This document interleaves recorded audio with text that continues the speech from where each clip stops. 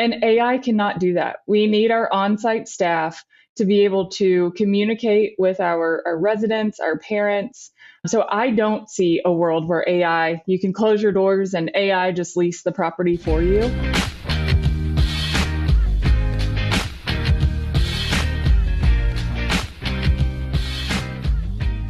Meet Social Pro from Opinion, the #1 social media management platform in property management. Create once. Publish everywhere. Publish all the content that matters, stories, posts, reels, tweets, and more. From Facebook to Instagram and beyond, Social Pro lets you create beautiful, optimized content in seconds.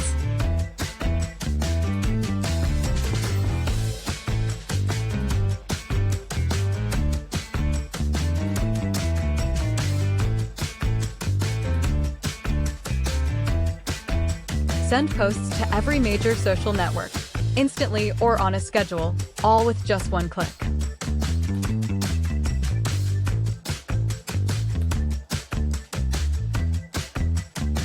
Easily stay on brand using built-in Canva integration, premium stock photos, and custom watermarks.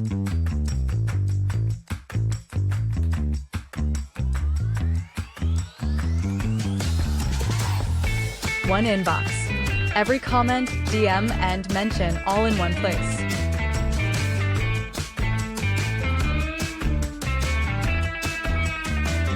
Measure what matters with clear insights into top posts, audience growth, and engagement stats across all locations. Collaborate, post, schedule, create. Social Pro elevates resident engagement with AI-powered simplicity. Social Pro from Opinion. Elevate your brand. Engage your residents.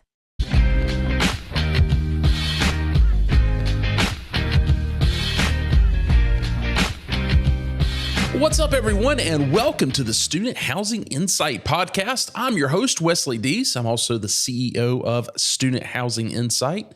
If this is your first time visiting any of our content, Student Housing Insight is a platform for off-campus student housing professionals to network, share ideas, as well as data.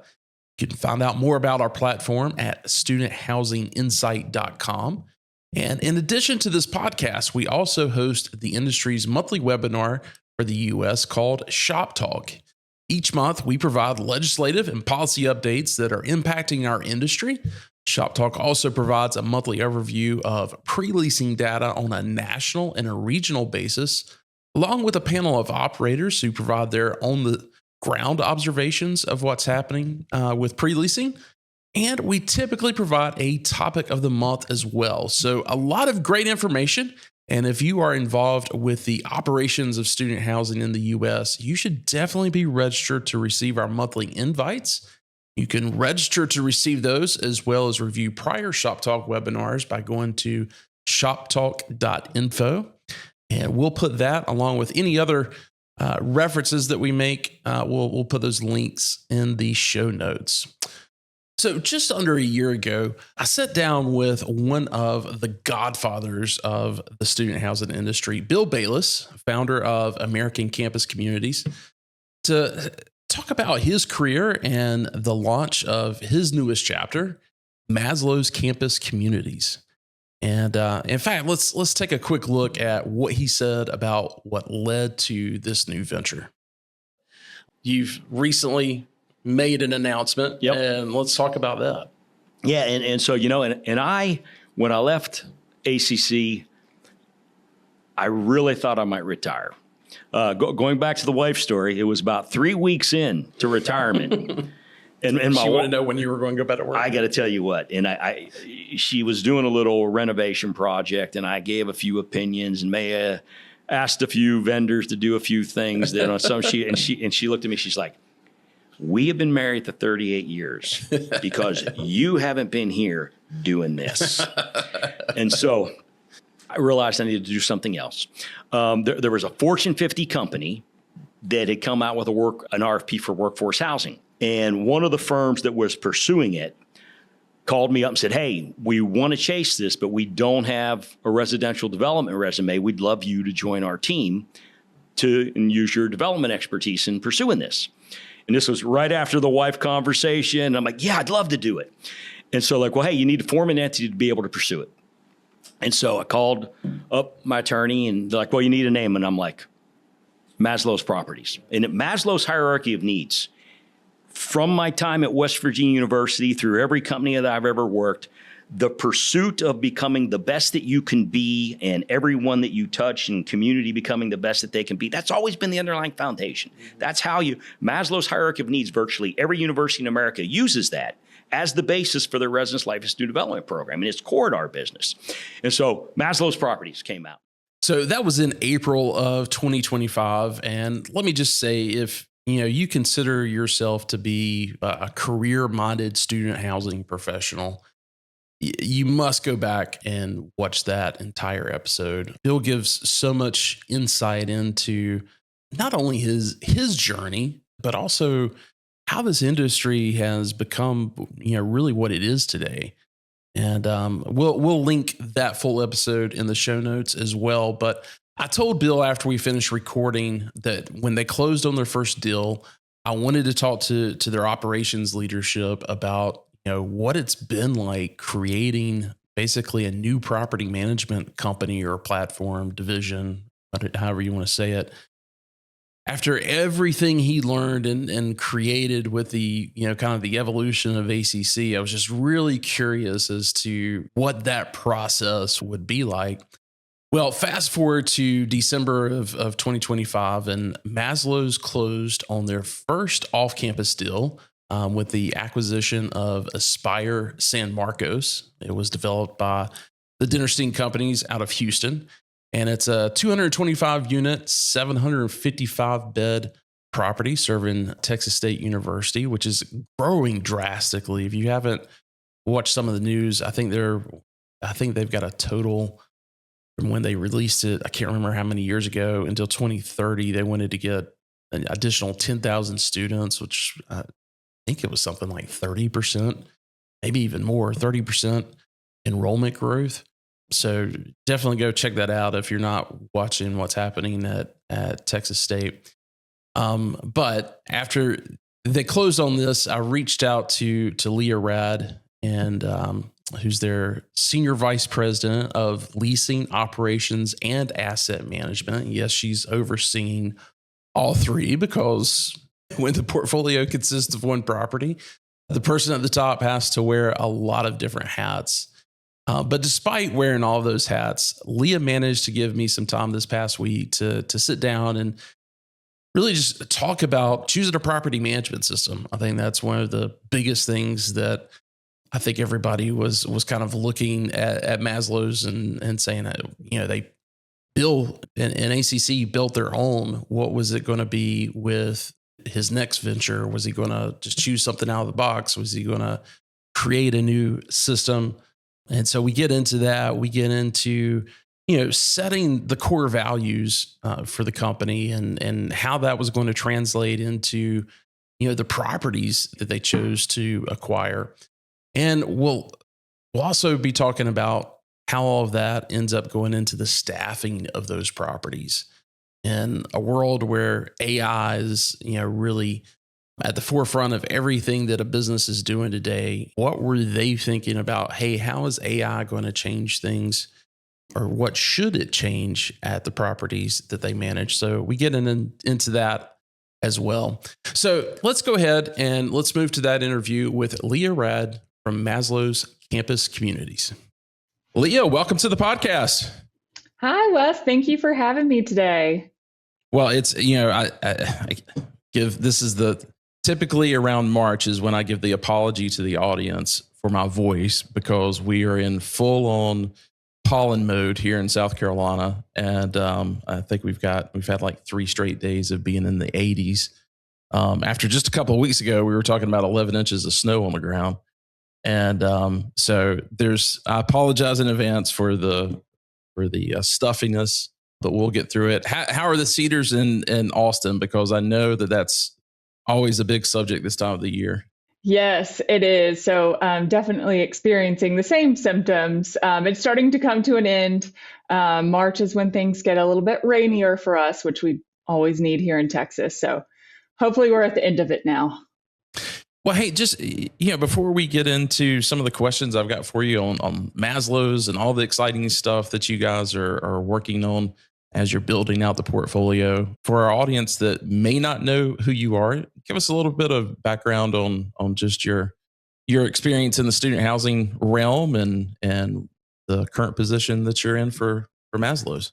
Sure. Yes. So Leah Raad, I'm currently the SVP of Operations, Leasing and Asset Management here at Maslow's. And I have had experience in all three of those groups throughout my career. So I started in operations, like a lot of us in student housing. I started working as a community assistant while I was in college, went to Middle Tennessee State University. Stuck with operations. At that point, I graduated in 2008. So if you remember that year, there wasn't a lot of jobs available. So it was kind of a natural transition. I love student housing. We had recently been acquired by American Campus and wanted to just see where that path took me. So spent about 6 or 7 years in operations before eventually joining the leasing and marketing team. So moved here to Austin.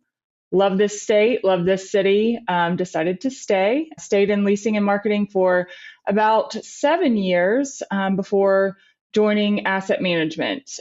Asset management is fast-paced, similar to leasing and marketing, but it's fast-paced. You learn a lot very quickly.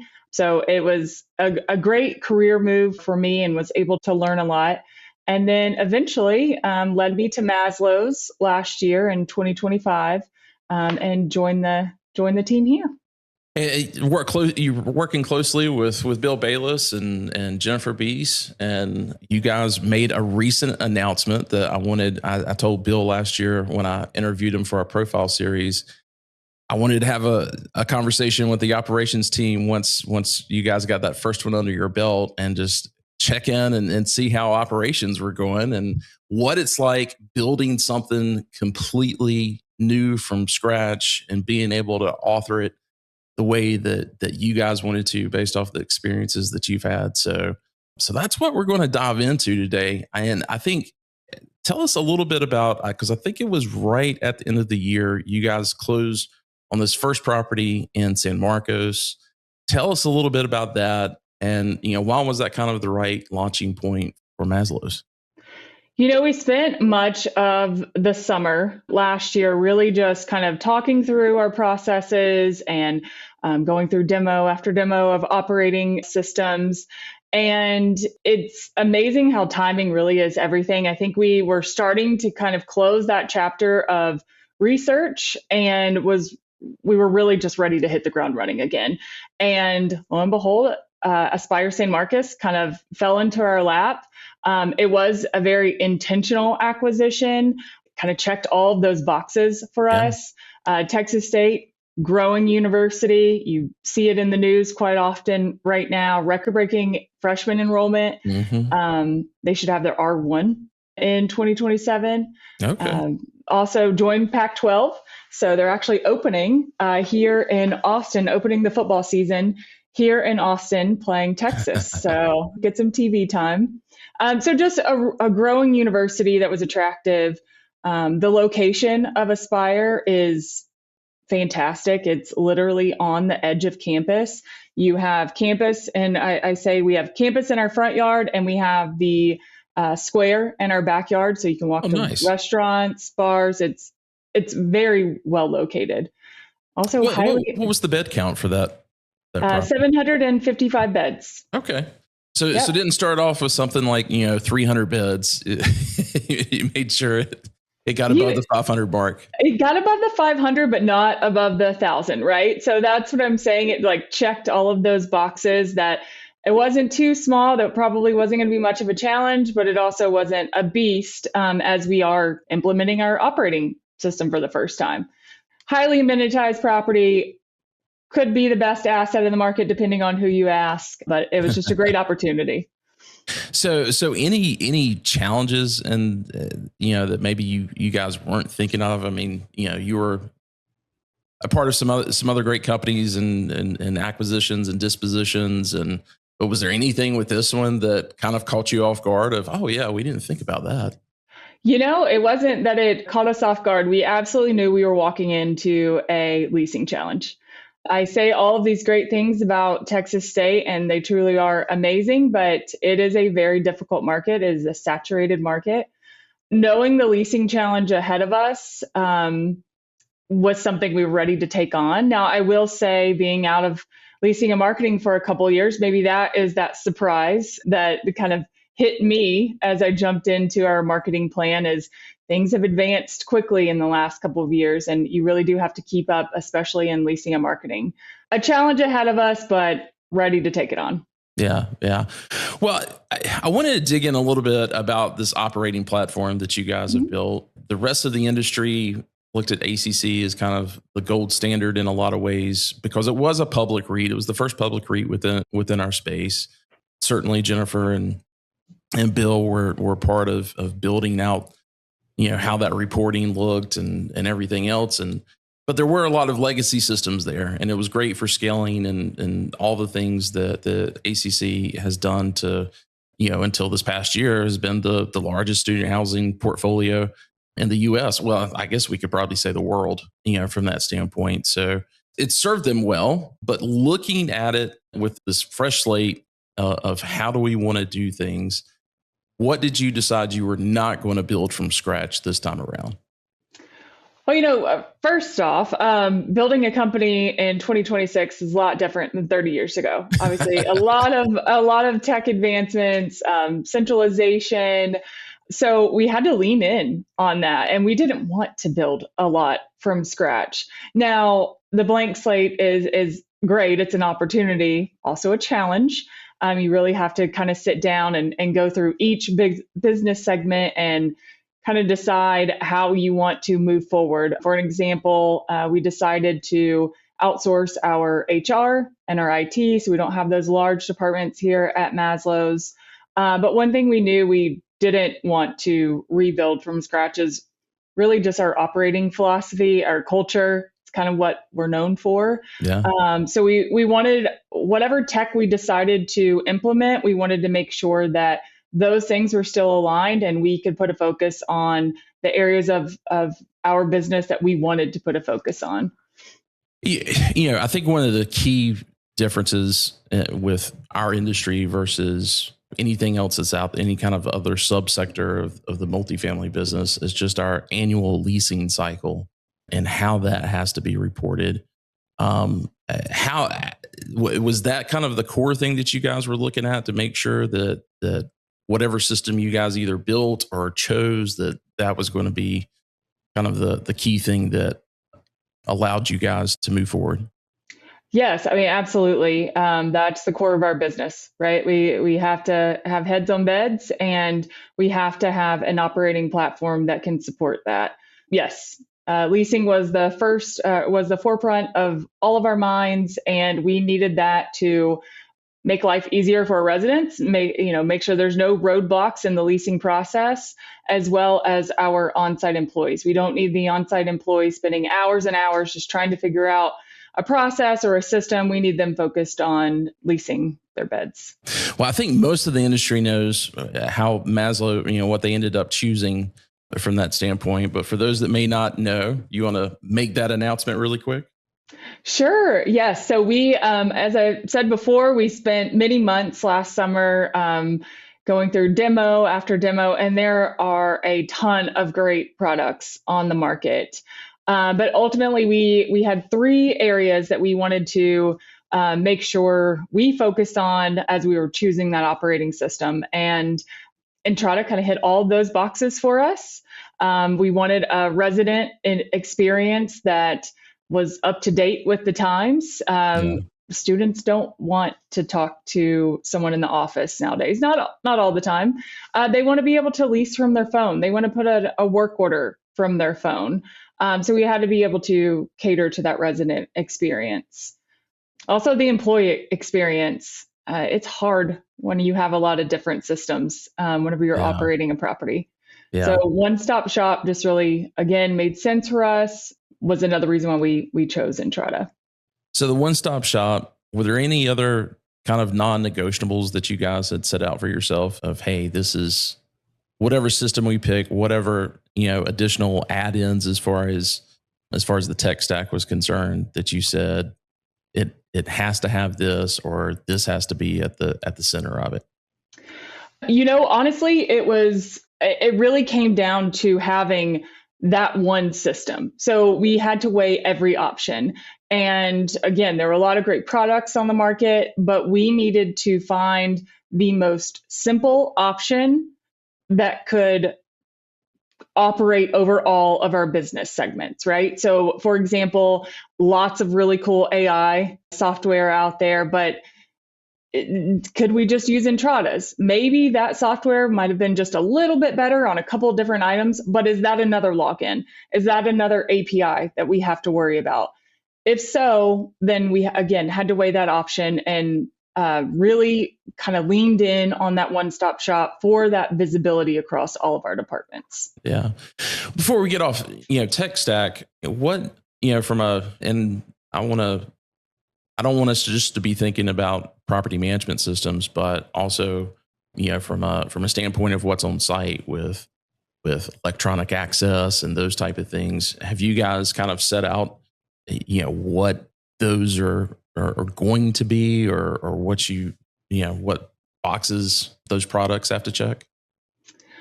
Yeah. So, specific to access control, I believe that vendors will make or break you in operations, right? Like you have to have good vendors.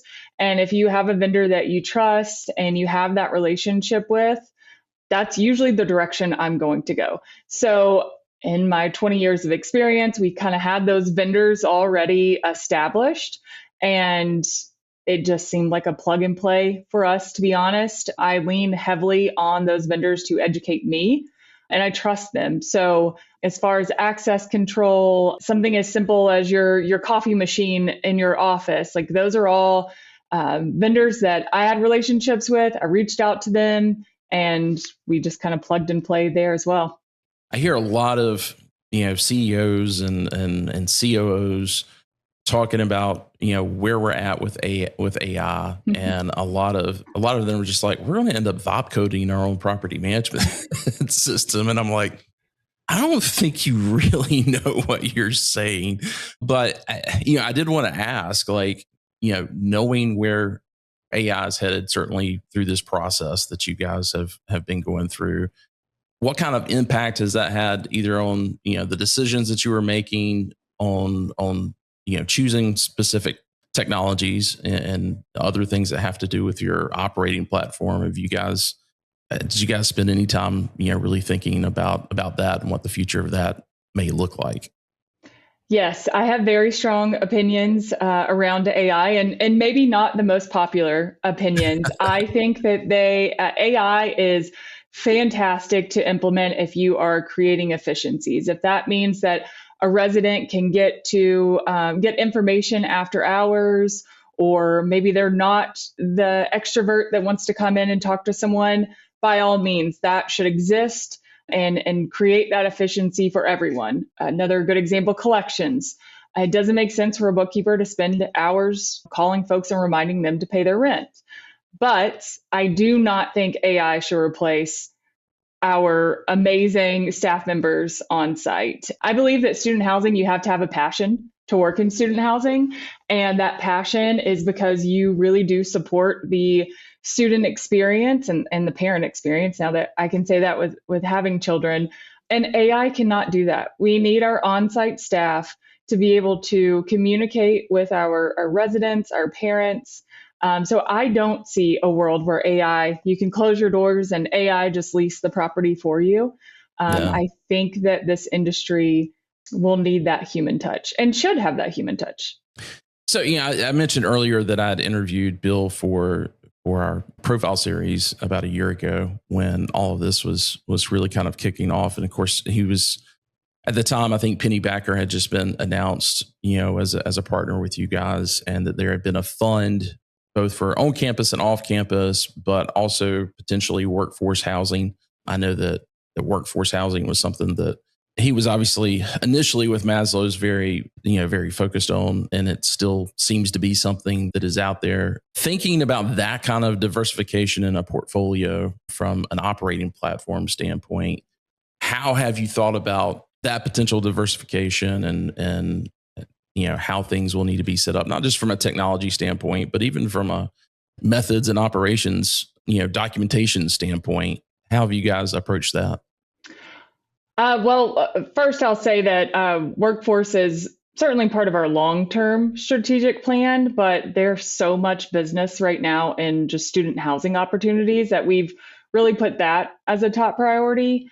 However, even within those student housing opportunities, you have so many different ways you could operate a property, right? Between the P3s that might have a hybrid approach to your operating platform or your management platform for a university, or just an acquisition of like Aspire. And back to that question, our selection in our tech stack was influenced by being able to take on any of those opportunities. We did not want to limit our opportunities because we had system constraints. So definitely something we kept at the forefront of our mind. We want to make sure that whatever opportunity we have, our system can support.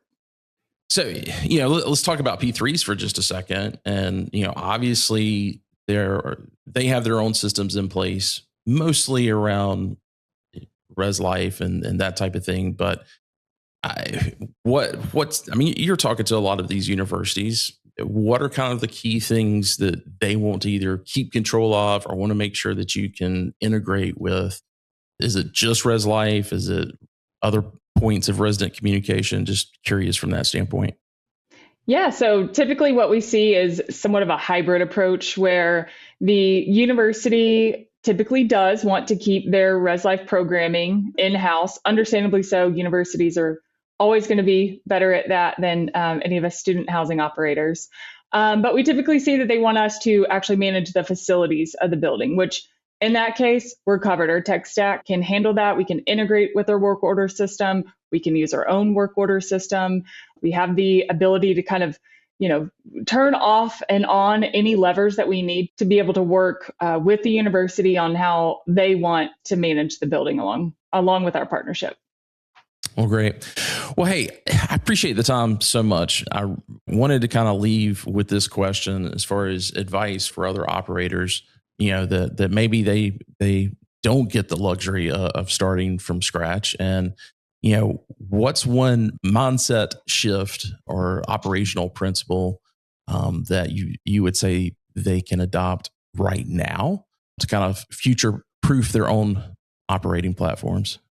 I typically like to ask myself, whether I'm looking at any process or any spreadsheet, if you will, like, is this actually helping my on-site team serve our residents better?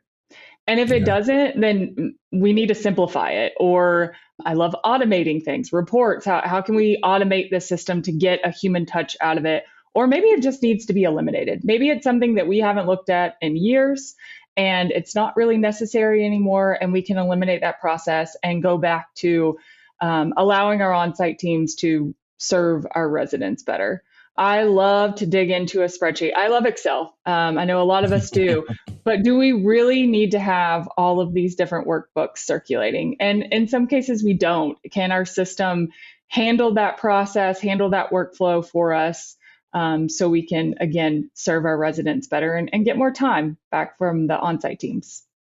Well, I'm glad that you guys that we ended on that note, and it's you're putting it back on the site teams of making their job easier, because it is the hardest job in our industry of being on site, making sure that our residents are taken care of. So once again, that principle works out and is tried and true. So that is perfect advice. Leah, thanks so much for spending some time with us and telling us about these early days at Maslow's and what you guys are thinking about. And this should come out before Interface. Obviously, you guys are based in Austin. I know Bill is registered and planning to be there, but are you going to be there? If folks want to reach out to you, yes, try to schedule some time. Yes, I will be there. So please reach out. Love to meet everybody. I believe that this is student housing. We all, again, share the same passion and we can all learn from each other. So would love to connect with fellow colleagues at Interface. Well, great. Well, we will see you in Austin, and thanks so much for your time. Thanks, Wes. Well, again, a big thanks to Leah for giving us the time as well as a sneak peek into the early days of MCC. I really cannot wait to see how they grow and just how they end up impacting the industry overall. Well, if you are catching this episode prior to the Interface conference in Austin, one, I hope to see you there. But if you're an owner or an operator, meaning with a property management firm, or if you're an investor or anyway part of the ownership of a student housing property, we have really kind of created a space for you guys at the conference. Those of you that are attending, with our opening brunch that we'll be hosting on Monday, March 30th. It will be at the JW from 11 a.m. to 12:30 local time.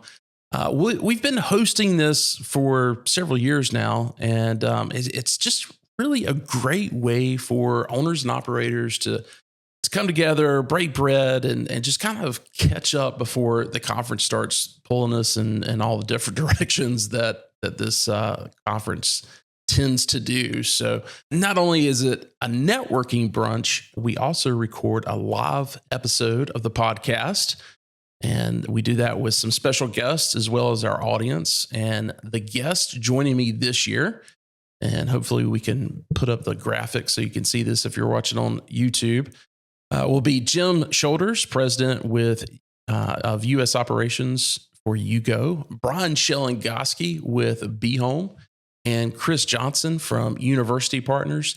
Each of these guys joined their current companies this past year and have had some significant growth. So I'm excited to speak with them about their thoughts on the industry and the things they've been taking note of this past year and what they're thinking about as far as what the future holds. So again, if you're going to be in Austin for the conference and you're an owner and operator, you can reach out to me, Wes at studenthousinginsight.com. That email will also be in the show notes. It is an invite only, so you will have to send me an email to ask for an invite. A big thanks to our sponsor for this episode, which is Opinion. They are a complete answer to your portfolio's reputation and social media management. Make sure you check them out through our partnership link in the show notes as well.